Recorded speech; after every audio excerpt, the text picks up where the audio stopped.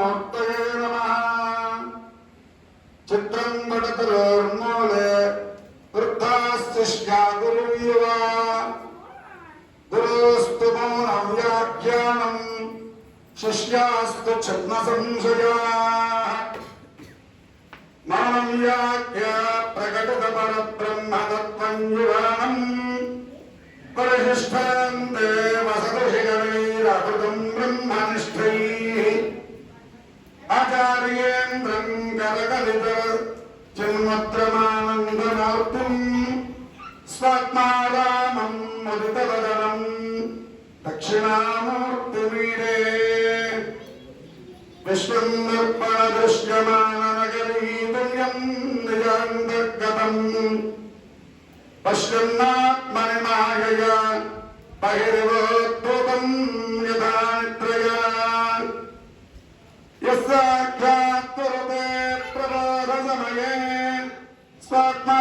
स्वात्मानमेवाद्वयम् तस्मै श्रीगुरुमूर्तये नमः इदम् श्रीदक्षिणामूर्तये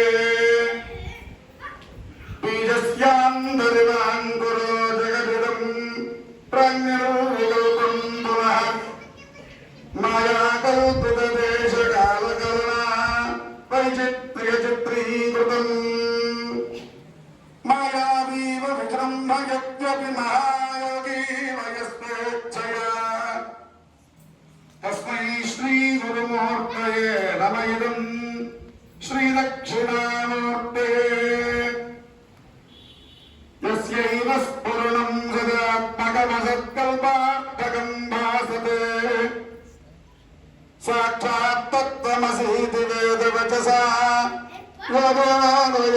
योगोदयत्याश्रुतान् यस्साक्षात्करणात् भवेन्न पुनरावर्तुर्भवान् भोनिधो तस्मै श्रीगुरुमूर्तये नमः इदम् श्रीदक्षिणामूर्तये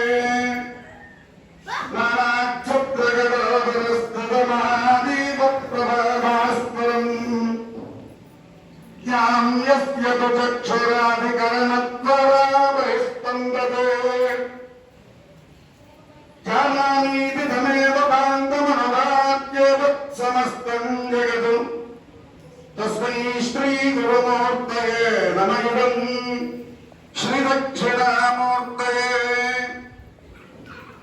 देहं प्राणमपि इन्द्रियाण्यपि जलां बुद्धिं च शून्यं विदुः स्त्रीबालान्तजलोपमास्त्वामिति भ्रान्ताः प्रसन्नादिनः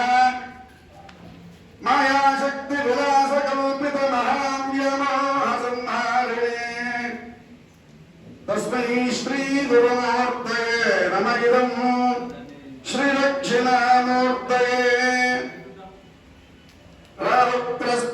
रारुप्रस्तुताकरेन्द्रसदृशो मया समाच्छादनात् सन्मात्रः करणोप संहननतो योगोक्षुषुप्तः पुमान् प्रागस्वाक्षमिति प्रबोधसमये प्रत्यभिज्ञायते तस्मै श्रीगुरुमूर्तये नमः इदम् श्रीदक्षिणामूर्तये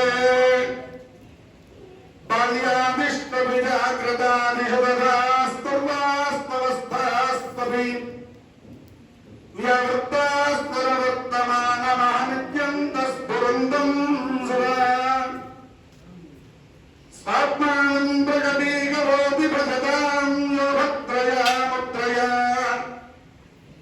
तस्मै श्रीगुरुमूर्तये नमः इदम् श्रीदक्षिणामूर्तये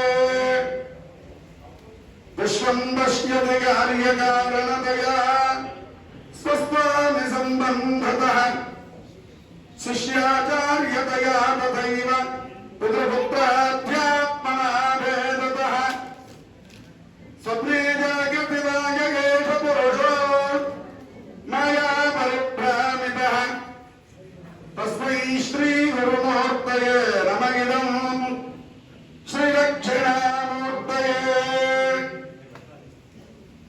पूरम्भांस्य नलो निलाम्बरमहर्णभो हिमांशु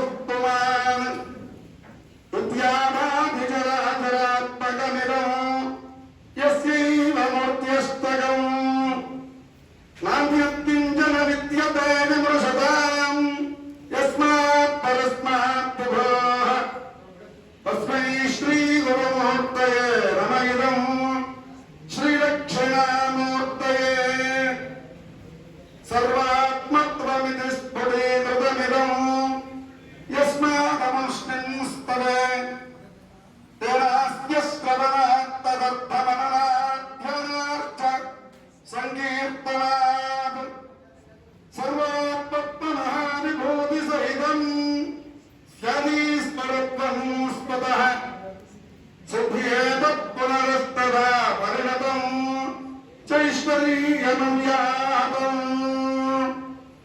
వదమికపి సమీపే భూమిభాగే నిహన్నం సకలమునిగణానాం జ్ఞానదాతారమారాత్ త్రిభువన గురుమీశం దక్షిణామూర్తిదేవం జనన మరణ దుఃఖచ్ఛేదరక్షం నమామి గురవే సర్వలోకానాం విదుషే భవరోగిణాం నిధయే సర్వవిద్యానాం దక్షిణామూర్తయే నమః. అందరూ అనండి.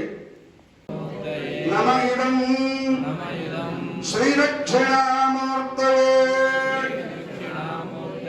దక్షిణామూర్తయే నమః. అనేక ప్రార్థన పూర్వక సాష్టాంగ దివ్య దండ ప్రణామాని సమర్పయామః. ఇలాంటి శంకరాచార్య స్వామి వారు రచించినటువంటి ఈ దక్షిణామూర్తి శ్లోకాన్ని ఎవరైతే వింటారో చిన్నపిల్లల దగ్గర నుంచి వారికి జ్ఞానం తెలియకర్లా, అందులో ఉండే అర్థం తెలియకర్లా, కానీ మన బుద్ధిలో ఉండేటువంటి మాంద్యం అంతా కూడా తొలగిపోయి అజ్ఞాన తిమిరాంధస్య జ్ఞానాంజన శలాకయ చక్షురున్మీలితం తస్మై శ్రీ గురవే నమః. అజ్ఞానం అనేటువంటిది ఒక చీకటి. అలాంటి చీకటిలో ఒక జ్యోతి వెలిగించినట్లుగా ఈ గురుమూర్తి అలా మనకి కంటికి కనిపిస్తూ ఉంటారు. ఆ జ్యోతిని తదేక దీక్షతో మనకు ఉండేటువంటి మనోనేత్రంతో దర్శించగలిగినప్పుడు ఆ గురువు గారి యొక్క అనుగ్రహాన్ని మనం పొందగలుగుతాం. మనకు ఉండేటువంటి రుగ్మతలు, మనకు ఉండేటువంటి బుద్ధిలో చెడు స్వభావం ఇవన్నీ కూడా నశించి సద్బుద్ధిని ప్రసాదింపజేస్తారు ఆయన. ఆ సద్బుద్ధి ద్వారా సన్మార్గంలో నడవగలుగుతాం. సన్మార్గంలో నడిస్తే మన చుట్టూ ఉండేటువంటి ఎన్విరాన్మెంట్ని మనం బాగు చేయగలుగుతాం. మనతో పాటు తిరిగేటువంటి వ్యక్తుల్ని బాగు చేయగలుగుతాం. మనము సరిగా మోక్ష మార్గాన్ని వెతుక్కుంటూ నడవగలుగుతాం. ఎన్ని క్రతువులు చేసినా, ఎన్ని యాగములు చేసినా, ఎన్ని పూజలు చేసినా ఇవన్నీ కూడా మోక్ష మార్గాన్ని వెతికేందుకే, ఆ అన్వేషణ కొరకే. మళ్ళీ జన్మంటూ లేకుండా ఆ స్వామిలో, ఆ మూర్తిలో, ఆ మాతృదేవతాత్మకమైన చండీ పరదేవత యొక్క అనుగ్రహంతో ఆవిడ పాదాల చెంతకి ఒక పుష్పం వలె చేరి అక్కడ స్థిర నివాసం ఏర్పరచుకునే నిమిత్తమే ఈ ప్రయత్నములన్నీ. దీంట్లో మనం ఎంత ఖర్చు పెట్టాము, ఎంత శ్రమ పడ్డాము ఇవన్నీ కాదు, ఎంత భక్తితో చేశాము. భక్తికి మాత్రమే మార్పులు. కనుక భక్తి, శ్రద్ధ, వినయం, విధేయత ఇక్కడ ప్రధానమైన తాత్పర్యం. దానికి మాత్రమే మార్పులు. ఇవి మనం వేసేవి కాదు, మనం కనబడేవి కాదు. మనం మనవాడే కదా, ఓలేది మన బంధువే, మన అబ్బాయి, మన బాబాయి, మన తమ్ముడే, మన మామయ్య అంటారు. ఇక్కడేం లేదు. మార్పులు వేసే ఆయన వేరు. ఆయన మన కంటికి కనిపించేటేం వేరు. ఎన్ని వేస్తాడో కూడా మనకి లేదు. మనం శరీరాన్ని విడిచిపెట్టి జ్యోతి రూపంలో ఆయన దగ్గరికి వెళ్ళినప్పుడు మన మార్పులు చెబుతాడు ఆయన.